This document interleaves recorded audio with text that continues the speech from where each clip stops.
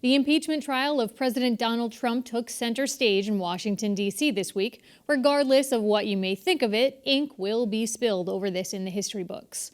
Closer to home, Massachusetts Governor Charlie Baker gave his annual State of the Commonwealth address on Beacon Hill. He touted strengths, including a record-high $3.5 billion in the state's savings account, and areas for improvement, such as housing, the climate, and transportation. Where does Western Mass fit into the governor's agenda? For insight on this and more, I spoke with political consultant Anthony Cignoli, who attended Wednesday night's speech. Based on what we heard a lot about the MBTA needing funding, and certainly that doesn't do anything for us here in Western Massachusetts. We don't use the MBTA, as a lot of our legislators like to point out often.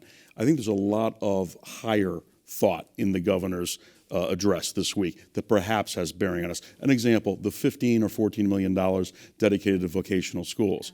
But then if you stop to think about that, that's great for our incredible vocational schools in Chicopee and Springfield and Holyoke, but that's a pittance, $14 million.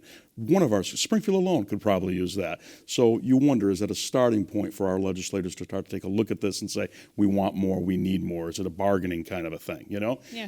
Didn't hear a lot that was specific to Western Massachusetts, but this is a governor and a lieutenant governor who spend a lot of time in Western Mass. In fact, in that very same week and the week before, the lieutenant governor was here at STCC making announcements.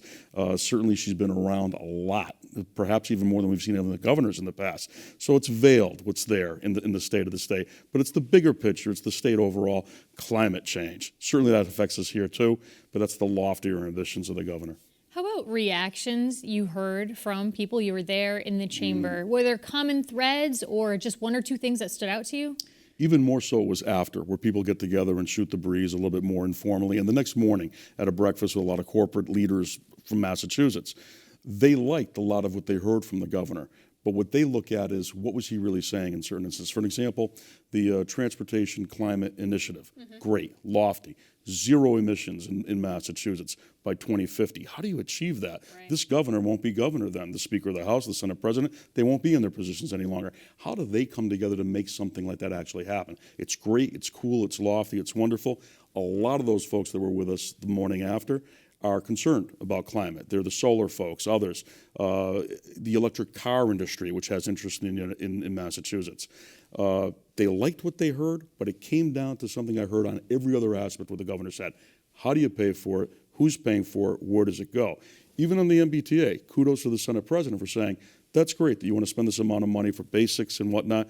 Where will it be spent? Exactly how? We haven't seen a lot of that in the past, where the legislative leaders really get into the miasma of these things publicly right away. This is an election year for all the members of the House and the Senate. Do you think that's why there's some of that critical or some of that vocalness so quickly? Yeah. I think so. The governor's not up for re-election this year, but every member of the Massachusetts House and the Massachusetts State Senate, they are. This falls on them. If there's a gas tax to try to meet the objectives of TCI, where does that fall? Who gets hurt most by that? If the MBTA needs a lot of more money, as it always seems to do, it's disproportionately hitting us if we're paying for any of that here in Western Massachusetts. What do we get out of this? That's the big key right now. Yeah. What comes back here on transportation? What happens for our roads? And of course, there's always the question now of rail. And we're seeing that. That was a lot of buzz, frankly, too. Though it was not part of his... It wasn't. For the second year running, he did not touch Western Mass Rail. Yeah. Didn't touch it at all, but what a lot of people did not miss was that there was a major, massive piece in the Boston Globe with graphics and a cartoon and everything else featuring, a major columnist talking to Eric Lesser about rail in a different way. The housing crisis, which the governor did talk about, the inequity, first time I've heard the governor say that, the inequity in housing prices, in housing affordability, and ability to find a place to live in Massachusetts. He touched on that, and you could hear, okay, is he talking about Western Mass, or is this just the incredible cost of trying to live in Boston or Back Bay or Jamaica Plain? And then Lesser has this piece, the exact same day. Which interesting we'll talk about timing. later in the show. Yes, yeah. The same day, talking about, hey, this is how we address housing inequity, finding a way to make transportation easier between Boston and Western Massachusetts. In fact, if it's not speaking out of school, the very next morning, Speaker DeLeo with a group of business people talking about transportation issues in a way I'd never heard him talk about it before, that he himself having difficulty going from Winthrop, Massachusetts, where he lives, to Boston proper. It taking an hour some days.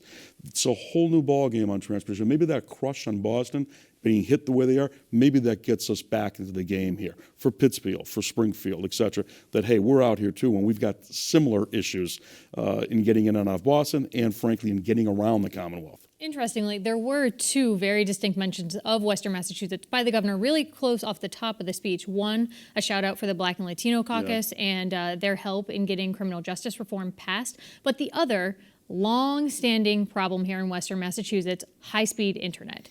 And the governor said that, quote, after 4 years of work and great support from the legislature, every one of those communities will either already have high-speed service or have a plan in place to make it happen. Goes back to the Deval Patrick days, saying that high-speed internet will be a guarantee here in Western Massachusetts. What's different now that people should believe what the governor is saying now versus many years ago when Deval Patrick said things similar? Well, that's one of the problems. The governor's speech was great. It was lofty. You do that when you're giving this kind of a speech as a governor. You're doing the Babe Ruth thing. You're pointing out there, and I'm going to hit the ball out there. But then it comes down to reality on issues like this.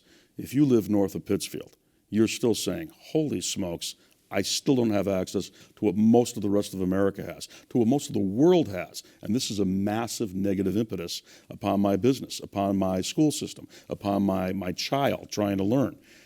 What's changed? Not a lot. We're many years into this. And good for you, too. This goes back into the last administration, Carrie.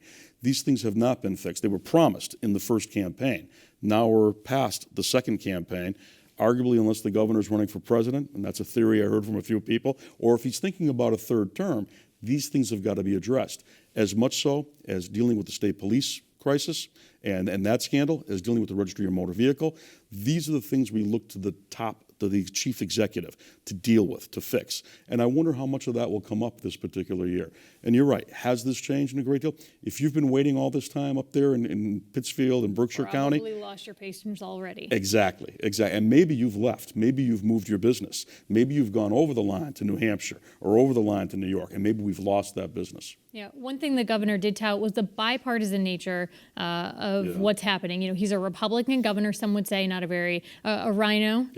Those who are critical of the governor among a majority Democratic legislature, and he pointed to that as being very different from the national political scene, which, you know, where we know right now impeachment has been center stage all week. Have you been watching the Democrats make their case for President Trump's removal from office? What's your reaction? They are doing it in a very deliberate kind of a way. They know it doesn't play for prime time. It's not cool. They know that it's even be boring to a lot of people. But they're diligently, the Democrats, saying, here's the case based on facts, not based on politics, not based on what we think. A lot can be said for them in that regard. What's unfortunate is how much of America is still not getting this or paying attention. How much of America is watching the 160 other channels and Netflix and all the rest. Right. It's really difficult stuff. And for the Republicans who will defend the president, and especially for his legal team, we're already seeing this from some of his legal team. Dershowitz especially, who's just got such a gift as an attorney. They're making the case. This is boring. Nothing to see here. This will be over quickly. Don't worry about it. You get back to your regular programming. In a lot of parts of America, that's the easier way to look at this thing, the easier thing to accept. It's just too much for me. I can't figure it out. Let's be done and let's get over it. But are the Democrats doing a good job with what they're charged to do? There's no question. History will be kind to them in that regard. But even right now, as you take a look at the very deliberate, here's exactly what happened, here's what went on, and they're doing a little bit of a better job than they've done in the past, too, using video, using facts, showing, you know, so it's not just one of the Democratic House members making the case. They're reminding people with, remember when she said this, or he said that, or that happened. That's important in this overall. It's not so much how it plays it's going on live, it's how it replays in bits and pieces shared across the internet. Yeah, because people aren't watching that gavel-to-gavel coverage, or if they are, it's very unlikely. Yeah. We know, looking at the numbers, that it's unlikely that the Senate would vote to remove the president from office. But for the sake of argument here, are Republican insiders who you talk to, are they talking about this at all? If the president were removed from office, do we need to be ready to have a candidate, and who might be being talked about? It's interesting. They are so confident that this will not happen that it's almost they don't want to think about it. They don't want to jinx it, so to speak. Some of those same Republicans, though, who are openly speaking, or not openly, but quietly speaking in the hallways and the rest, speaking to journalists, major players. We're hearing this now from journalists where some of those Republicans are saying, I don't like what he's done. I don't like what this is. I'm afraid of what might come next. I'm afraid of the implications in the future.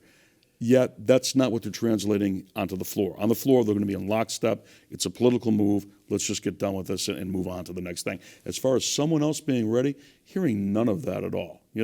There's no other and that's major. not to discount and to jump in, but we know Governor Bill Weld has jumped in, and former Congressman Joe Walsh have both said we're running on the Republican side. And they've just got no traction. There's nothing there right now.